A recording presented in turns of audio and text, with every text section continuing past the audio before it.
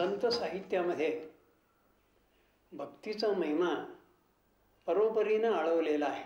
सगुणाकडून निर्गुणाकडं, द्वैताकडून अद्वैताकडं असं सामान्य माणसाच्या दृष्टीनं या संतांनी उपदेश केलेला आहे। आणि देवाच्या दरबारामध्ये हा माणूस हा इथून तिथून एक आहे असं पारमार्थिक समतेचं एक नवं व्यासपीठ या संतांनी निर्माण केलेलं आहे। ज्ञानोत्तर कर्मप्रधान भक्ती हा संतांचा आपल्याला खरा संदेश आहे। आणि भक्तीचे डोळे ज्ञान हे का सांगितलं तर भक्तीला जर ज्ञानाची बैठक नसेल तर भक्तीचं भावडेपणामध्ये रूपांतर होण्याची शक्यता असते। आता जी भक्ती संतांनी सांगितलेली आहे ती भागवत पुराणामध्ये जी नवविधा भक्ती आहे त्यामध्ये श्रवण आहे, अर्चना आहे, नितिध्यास आहे, परमेश्वराची पाद्यपूजा आहे। या सगळ्यापेक्षा कीर्तन भक्ती ही महत्त्वाची असं संत आपल्याला सांगतात। आणि हे जे कीर्तन आहे संतांनी सांगितलेलं ते सामान्य माणसाच्या पुन्हा आटोक्यामधलं आहे। देवळामध्ये देवळाच्या सभामंडपामध्ये जे हरदासी कीर्तन चाललं होतं ते संतांनी वाळवंटामध्ये नेलं। सुंबाचा करतोडा रक्त्याची लंगोटी नामा वाळवंटी कीर्तन करी हे दृश्य सामान्य माणसांना केवढं प्रेरणादायक स्फूर्तिदायक वाटलं असेल। भक्ती ही एक जीवननिष्ठा आहे, ती एक स्वतंत्र जीवननिष्ठा आहे असा संतांचा संदेश आहे। आणि हे करत असताना प्रपंच आणि परमार्थ यांचा समतोल आणि समन्वय संतांनी साधलेला आहे। दळिता कांडिता तुझं गायीन अनंता असं संत जनाबाई आपल्याला सांगतात। कांदा मुळा भाजी अवघी विठाबाई माझी असं संत सावता महाराज आपल्याला सांगतात। तेव्हा संतांनी प्रपंचाची भक्ती केली नाही, त्यांनी भक्तीचाच प्रपंच केला असा हा संबंध संतांचा संदेश आपल्याला साहित्याच्या माध्यमामधून त्यांच्या अभंगामधून त्यांच्या ओव्यामधून पाहायला मिळतो। भक्ती कोणी करावी याला काय संख्येने मोजता येत नाही। 1000 लोक करतील नाही तर 10 लोक करतील, त्याच्याने भक्तीचा भाव कमी होणार नाही। भक्ती आहे तशीच आहे।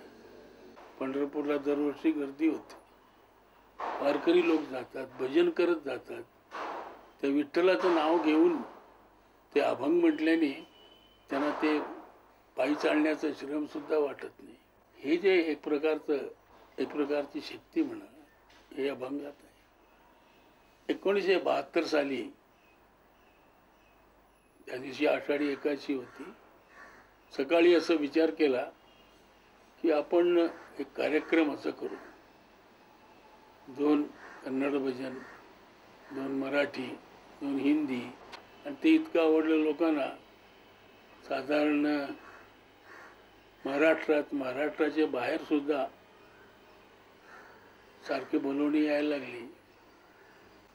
ज्याला भंग नाही त्याला अभंग म्हणतात। ते यातले गायकीला सुद्धा कधी भंग होऊ नये अशा दृष्टीने पोषक गायकी देऊन ते लोकांच्या समोर मांडायचं। माझ्यावरती पुष्कळ लोकांचा परिणाम होता। त्यातले त्यात जास्ती म्हणजे बालगंधर्व, ते कसे अभंग म्हणतात, कसे विठ्ठल कुठे टाकतात, किती वेळेला विठ्ठल म्हणतात, पांडुरंग कुठे म्हणतात, त्या अभंगाच्या भावनेला पोषक असे शब्द कसे उच्चार करायचे याचा माझ्यावर परिणाम झाला। देवाचं नाव घेण्यात मी वेळ घालवतो, याच्याने मनाला बरं वाटतं, आनंद वाटतो। आपण आज काहीतरी चांगलं काम केलं, विठ्ठलाचं नाव घेतलं, हा जो समाधान आहे याला अंत नाही आहे। कोणत्याही संस्कृतीची सुरुवात ही तिच्या वाङ्मयापासून होत नाही। वाङ्मयाच्या अगोदर अनेक माणसांनी ती भाषा बोलावी लागते, त्या भाषेमध्ये उत्स्फूर्तपणे रचना कराव्या लागतात। आता मराठीचं काव्यशास्त्र आपण पाहिलं तर त्याची सुरुवात ही मराठी स्त्रियांनी जात्यावर गायलेल्या ओव्यांपासून झाली, ज्या ओवीला ज्ञानेश्वरीमध्ये ज्ञानेश्वरांनी प्रतिष्ठा प्राप्त करून दिली। त्याचप्रमाणे आपण जेव्हा अभंगांचा विचार करतो तर हे अभंग यांना जे सुसंस्कृत स्वरूप ज्ञानेश्वरांच्या काळात त्यांच्या पिढीमध्ये मिळालं, त्यापूर्वी ते अभंग आपल्या लोकसंस्कृतीमध्ये असले पाहिजे। हे जे 2 छंद आहेत, अभंग आणि ओवी, हे मराठीचे मूळ छंद आहेत। आता इथेच मराठीचं काव्यशास्त्र आणि मराठी भक्तीचं संगीतशास्त्र ही दोन्ही एकत्र येतात. मराठीतलं मूळचं काव्य आहे ते संगीतापासून वेगळं नाही, ते संगीताच्या बरोबर आलेलं आहे. अनामिक स्त्रियांनी ज्या रचना केलेल्या आहेत त्या ज्ञानेश्वरांच्या अगोदरच्या काळापासून होत्या आणि त्या रचनांमधून एक काव्याची अशी मशागत झाली, एक प्रकारचं ची पूर्वतयारी झाली आणि त्यामध्ये ज्ञानेश्वरांनी आपल्या ओव्या पेरल्या आणि त्याच्यातून एक सुसंस्कृत वाङ्मयाचं पीक उत्पन्न झालं. ज्ञानेश्वरांचे समकालीन जे होते आणि तसे समकालीन कुठल्याही काळामध्ये आपल्याला इतके चांगले कवी इतक्या प्रमाणामध्ये इतक्या वेगवेगळ्या प्रकृतीचे आढळत नाहीत. अशा तऱ्हेचा उज्ज्वल काल आपल्याला असा कालखंड मराठी वाङ्मयाच्या इतिहासात अगदी सुरुवातीलाच दिसतो. याचा अर्थ असा की आपली सांस्कृतिक पूर्वतयारी 13व्या शतकापर्यंत झालेली होती. आता त्या सांस्कृतिक पूर्वतयारीमध्ये मराठी लोकांचं संगीताचं भान सुद्धा आलेलं आहे आणि ते संगीताचं भान या सर्व भक्त कवींना होतं. पुढची 350 वर्ष हे मूळ अवसान जे होतं मराठीचं ज्ञानेश्वरांपासून ते तुकोबांच्या काळापर्यंत टिकलं. म्हणूनच जेव्हा आपले वारकरी पंढरीला जातात तेव्हा त्यांच्या पावलांनी एकच ठेका पकडलेला असतो, ज्ञानबा तुकाराम, ज्ञानबा तुकाराम, ज्ञानबा तुकाराम, ज्ञानबा तुकाराम.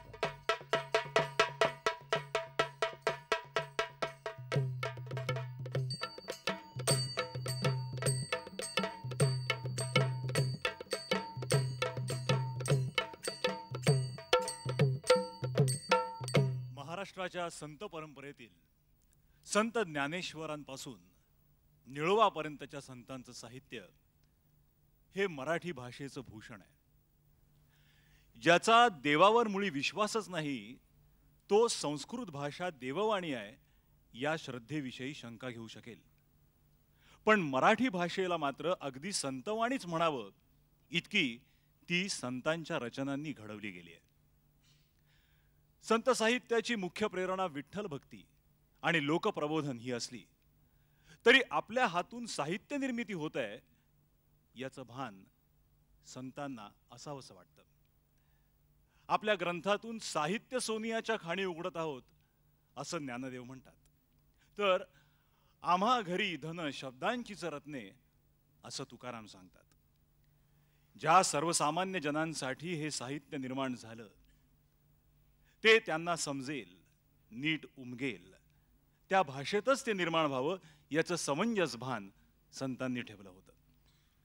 ओवी आणि अभंग अशा लोकछंदांचा आधारच त्यांनी घेतला. लोकजीवनात सहजपणे आढळतील अशी रूपकं आणि प्रतिमा त्यांनी वापरल्या. कीर्तनरंगी नाचत नाचत सर्वसामान्यांच्या मनातला ज्ञानदीप पेटवून संतांनी मराठी माणसाचं विश्व उजळून टाकलं. या रचनांमधून लोकभाषेचा जो अत्यंत मनोहारी आणि नेटका आविष्कार दिसतो तो सादर करताना म्हणूनच आम्ही लोकसंगीताचा आधार घेतलाय. कारण या संत रचनांमधून जसा लोकबोलीचा थेटपणा असतो तसाच थेटपणा लोकसंगीतामध्येही असतो. संत रचनांचा हा आजचा सांगीतिक आविष्कार अमृतगाथा. संतांच्या संप्रदायातल्या कोणत्याही कीर्तनाची किंवा भजनाची सुरुवात विठ्ठलाच्या रूपाच्या वर्णनाने होते. विठ्ठलाचं सगुण साकार स्वरूप हे संतांच्या भावविश्वाचं जणू अधिष्ठानच आहे. पंढरीचा हा विठ्ठल म्हणजे आपल्या या भक्तांच्या शोधात धावत आलेला द्वारकेचा राणा श्रीकृष्णच होय. त्याच्या लावण्याची शोभा वर्णिताना संतांच्या शब्दकळेला जणू भरती येते. रूप पाहता लोचनी सुख झाले वो साजणी असं ज्याचं वर्णन ज्ञानोबा राय करतात त्या सगुण साजिऱ्या पांडुरंगाचं वर्णन त्याच तल्लीनतेने तुकारामही करतात. धणीन पुरे गुण गाता रूपदृष्टी न्याहाळिता बरवा बरवा पांडुरंग कांती सावळी सुरंग सर्व मंगळाचे सार मुखसिद्धीचे भांडार. तुकारामांच्या प्रसन्न आणि चैतन्यदायी शब्दकळेच्या सामर्थ्याची प्रचिती देणारा हा अभंग आता ऐकूया. सर्वांग सुंदर पुरुषोत्तमाला भेटण्यासाठी अधीर झालेल्या एका गोपबालेच्या दृष्टीला दिसलेलं हे रूप राजस सुकुमार मदनाचा पुतळा.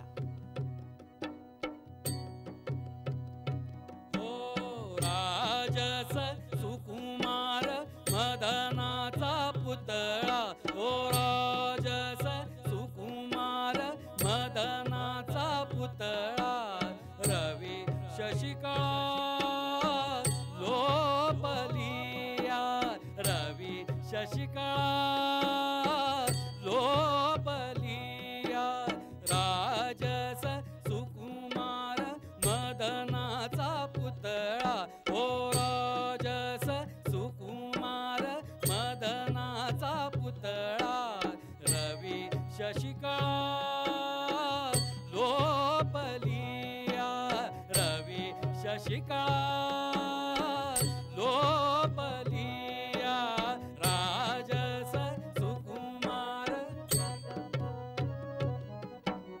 कस्तुरी मळवट चंदनाची उटी, कस्तुरी मळवट चंदनाची उटी, रुळे माळ कंठी वैजयंती, हो रुळे माळ कंठी वैजयंती, मुकुट कुंडले श्रीमुख शोभले, मुकुट कुंडले श्रीमुख शोभले, सुखाचे ओतले सकळही,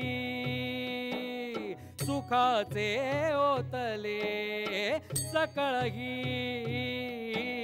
राजस सुकुमार मदनाचा पुतळा, ओ राजस सुकुमार मदनाचा पुतळा, रवी शशिकळा लोपलिया, रवी शशिकळा लोपलिया, राजस. कासे सोनसळा पांघरे पाटोळा, कासे सोनसळा पांघरे पाटोळा, घन नीळ सावळा बाईयानो, घन नीळ सावळा बाईयानो, सकळही तुम्ही वागे एकी सवा, हो सकळही तुम्ही वागे एकी सवा, तुका म्हणे जीवा धीर नाही, तुका म्हणे जीवा धीर नाही, राजस सुकुमार मदनाचा पुतळा, ओ राजस सुकुमार मदनाचा पुतळा, रवी शशिकळा